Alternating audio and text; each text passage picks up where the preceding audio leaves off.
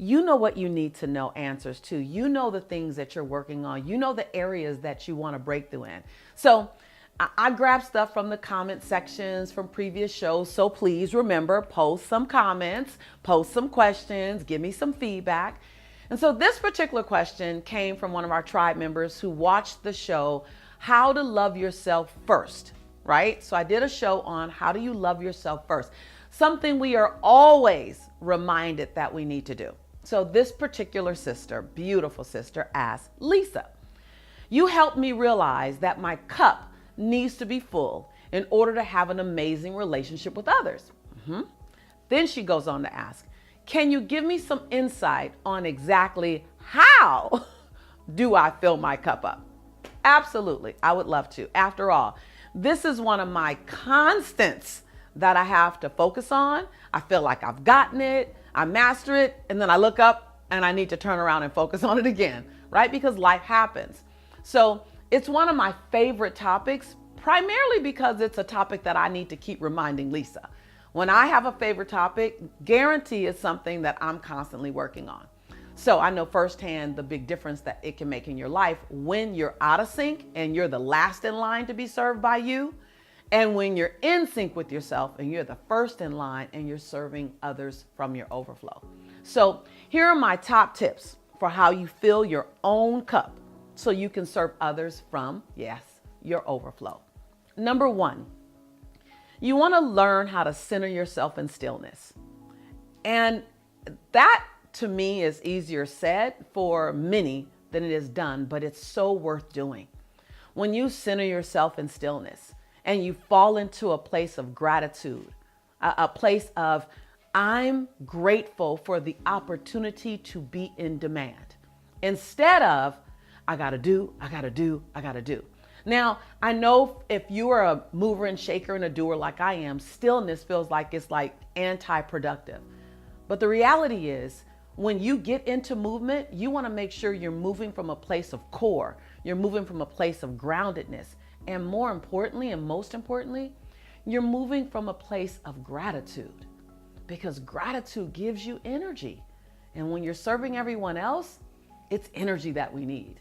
So number one, center yourself in stillness and fall into a space of gratitude about being in demand, about having a full schedule, about being someone that others can come to. So gratitude is the soil for all good things. And number two, give yourself permission to fill your tank. Repeat these words. I give myself permission to fill my own tank first. Say it again. I give myself permission to fill my own tank first. Remember, self-care is your responsibility to self. Self-care is your responsibility to your future. Self-care is not selfish. So what does filling your tank mean? What does it look like? This morning, before I decided to do this show, filling my tank meant instead of taking a fast shower, I'm gonna take a longer bath. I'm gonna put some bubbles in my bath. I'm gonna lean back. I ran downstairs right before my bath was ready and I got me a cup of tea. Because a cup of tea in the bath is like, wow, I haven't done it in forever because I've been running a lot. But that was one way that I decided, let me fill my tank up first. Another way was before I ran for anyone else, let me decide what nutrients I need today. Another way to fill my own tank up was I had a conversation with my son early morning because he brings me joy. So how do you fill your tank up? Figure out what that looks like. You have to create that list and then give yourself permission to do 1, 2, maybe even 3 things a day just for you. Number 3, maintain healthy boundaries. Now, I've managed this one for a long time. And when I say boundaries, the first thing you think is to tell people stop, to push people away. And it's not that. It's recognizing that there's power in yes, but there's power in no. And that a no can be a dignified no. A no can be a not now. A no can be my plate is currently full. A no can mean that doesn't work for me. Any kind of no, as long as it maintains your dignity and maintains someone else's dignity, is a healthy no.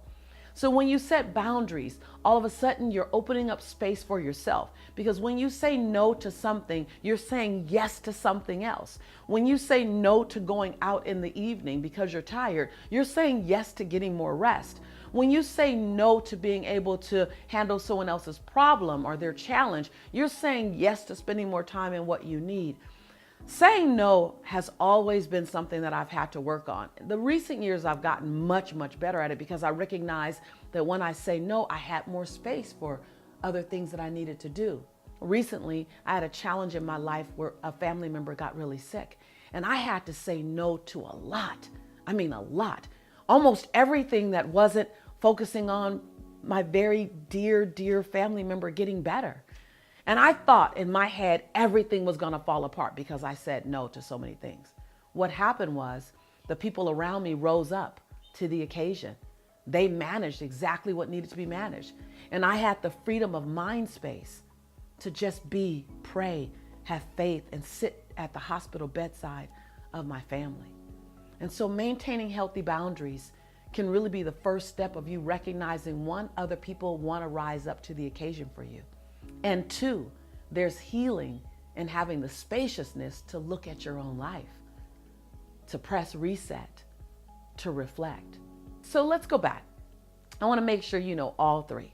So again, we're focusing on how do you put yourself first? How do you serve from your saucer? Now I can give you a list of 10 things, but none of the other 7 matter until you've started with these 3. So number 1, center yourself in stillness. Now, if that stillness looks like 5 minutes or 3 minutes, then let it be that. If it looks like 30 minutes because that feels comfortable to you, then do that. But in your stillness, fall into a state of being of gratitude. Acknowledge the being of gratitude versus the doing of tasks. Be grateful for the calling and the responsibility that's being placed in front of you. Number 2, give yourself permission to fill your tank. And understand what it looks like for your tank to be filled by you. Is it a walk? Is it some music, quiet time? Is it a book? Is it a long bath? Whatever those things are, make a short list and then give yourself permission to do it. I'm constantly doing that. And then 3, be very comfortable maintaining healthy boundaries. Recognize that in your no to one thing is yes to something else that you need right now. Now, remember, this show is not just a monologue. I don't just want to talk to you. We're in a relationship. Did you figure that out yet? I mean, we're in like an agape love relationship, a sister, brother, sister relationship. I'd love to hear from you. This is a dialogue. I want to hear what was the aha that you got from this episode, or what was a great reminder. Like, I don't expect for these things to be something you've never heard before. I may just serve it to you a little differently, or serve it to you at a time that now you're ready to hear it. Now you're ready to take action. So be sure to ask your questions below, because your questions can lead to another great segment that I answer for you and anyone else who might want to use that. Now remember to use the hashtag Lisa Answers, hashtag Lisa Answers, and your question, like literally, like I said, could be the topic of a future episode. I love to use your question as a topic to talk to you. I don't think I love anything more than taking real questions and making a conversation or having a teachable moment out of it versus us just coming up with what we think you might want to know. I want to know from you, what are you ready to learn? Leave a comment below and be sure to subscribe. If you haven't subscribed yet, why? We're family. We go way back to at least 7 minutes ago, at the very least. And lastly, remember when I say that I love you and I believe in you, it's not because I don't have anything else to say. It's because I love you. Agape love, me to you. And I believe in you. I'll be your cheerleader. Can't wait to see you next time. Peace out.